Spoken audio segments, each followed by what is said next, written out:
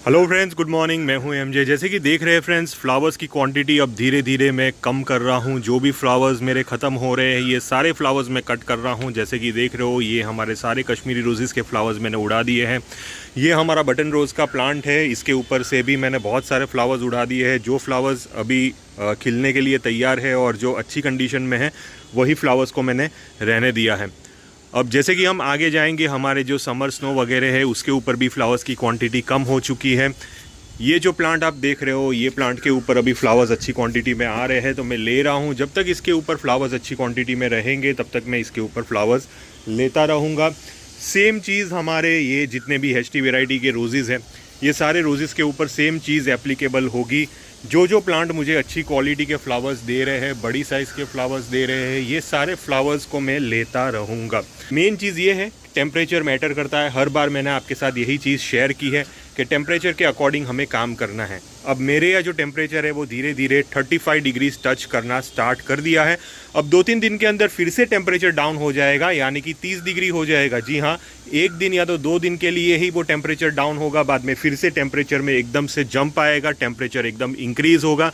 तो अभी हमें एक चीज़ का ध्यान देना है, जो भी प्लांट आपके अच्छे खासे फ्लावर्स दे रहे हैं, उसके ऊपर ही फ्लावर्स लीजिए।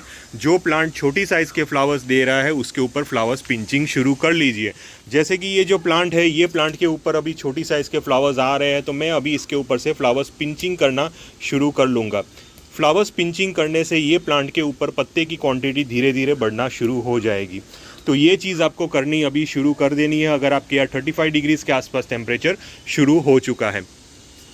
दूसरी है कि बहुत बहुत बहुत ज़्यादा ज़रूरी चीज़ है, वो है माइट्स। देखिए, ये सीज़न में माइट्स आपके प्लांट्स के ऊपर ऑब्वियसली लगने ही वाले हैं, और ये एक नॉर्मल प्रोसीजर होता है रोज़ गार्डनिंग में कि जैसे ही फ्रेंड्स उसकी फ्लावरिंग सीज़न थोड़ी सी ख़त्म होना शुरू हो जाती है, उसके पत्ते के ऊपर माइट्स आना शुरू हो जाते हैं।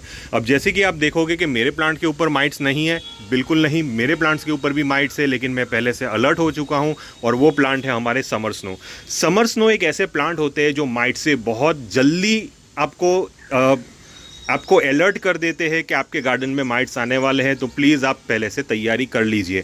तो ये मेरा समर स्नो बता रहा है, जैसे कि देख रहे हो, इसके ऊपर माइट्स का असर शुरू हो चुका है। पत्ते साइड से ब्राउन होना शुरू हो चुके हैं, और बीच में अगर आप देखोगे तो बीच में आपके पत्ते के कलर ऐसे देखने को मिलेंगे। पत्ते अगर आप घुमाओगे तो पत्ते के पीछे अगर आप ध्यान से देखोगे तो आपको रेड कलर के स्पॉट्स भी देखने को मिल सकते हैं।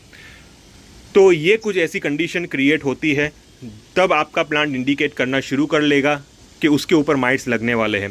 और समर स्नो एक ऐसा प्लांट है जिसके ऊपर सबसे पहले वो इंडिकेशन आपको देखने को मिलेगा। तो गार्डन में अगर आप रोज़ गार्डनिंग करते हो, तो समर स्नो का प्लांट आपके लिए बहुत ज़्यादा ज़रूरी है। ज़रूरी इसलिए है क्योंकि जो भी आप प्रोसेस अपने रोजेज़ के पीछे करते हो, तो उनमें से सबसे पहले इंडिकेशन यही प्लांट देता है कि इसको क्या तकलीफ़ हो रही है, और वो आगे चल के वो आपके दूसरे प्लांट्स पे भी वो तकलीफ़ आ सकती है। तो मैं चाहता हूँ कि मेरे दूसरे प्लांट्स के ऊपर ये तकलीफ़ ना आए, तो फर्टिलाइज़र में कुछ चेंजेस करना बहुत ज़्यादा ज़रूरी है। फर्टिलाइज़र में एक ही चेंजेस करना ज़रूरी है कि जो भी फर्टिलाइज़र आप दे रहे हो, वो फर्टिलाइज़र सारे बंद कर लीजिए।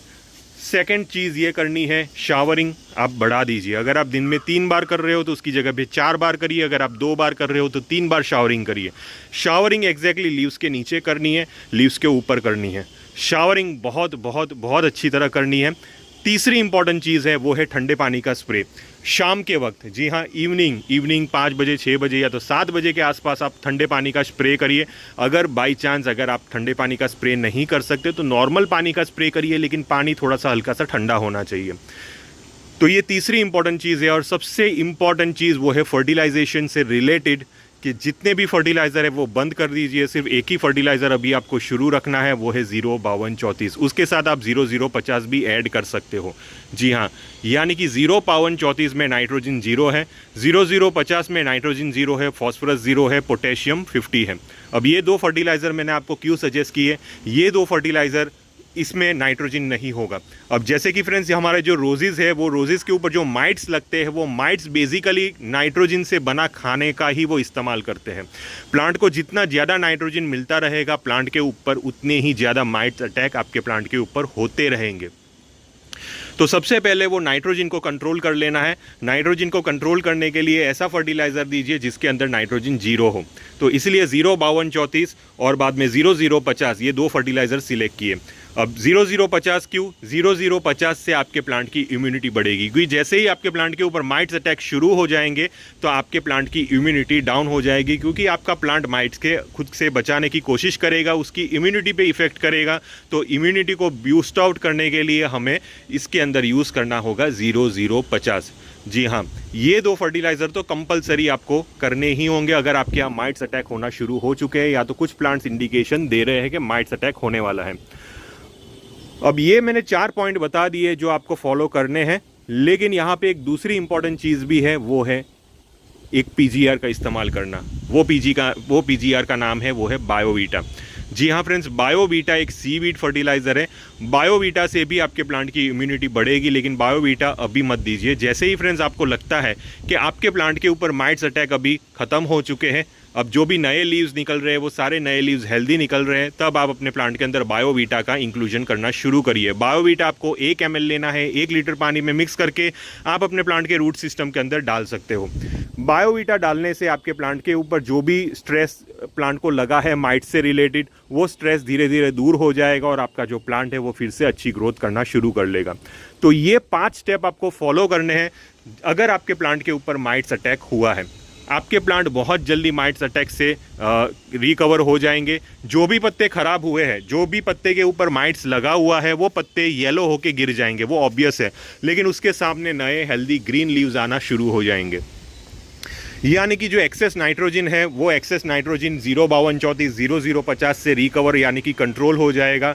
बाद में आपके प्लांट के ऊपर अगर आप बायोवीटा डालते हो, जैसे ही माइट्स इफेक्ट कम होता है, अराउंड 1 वीक के अंदर अंदर ही आपको रिजल्ट मिल जाएगा। अगर आप 1 वीक में 2 बार या तो 3 बार 05234 और 0050 देते हो, 1 ग्राम या तो 2 ग्राम के हिसाब से दे सकते हो। 2 ग्राम के हिसाब से आप दीजिए 05234 और 2 ग्राम 0050। ये आपको हफ्ते में 3 बार देना है। तो ये फर्टिलाइज़र आपको हफ्ते में 3 बार देना है और 1 वीक में ही आपको रिजल्ट देखने को मिल जाएगा। उसके नेक्स्ट वीक से आप बायोवीटा शुरू कर लीजिए। बायोवीटा हमें 1 ml लेना है, 1 लीटर पानी में मिक्स करके आप इसका एप्लीकेशन शुरू कर लीजिए।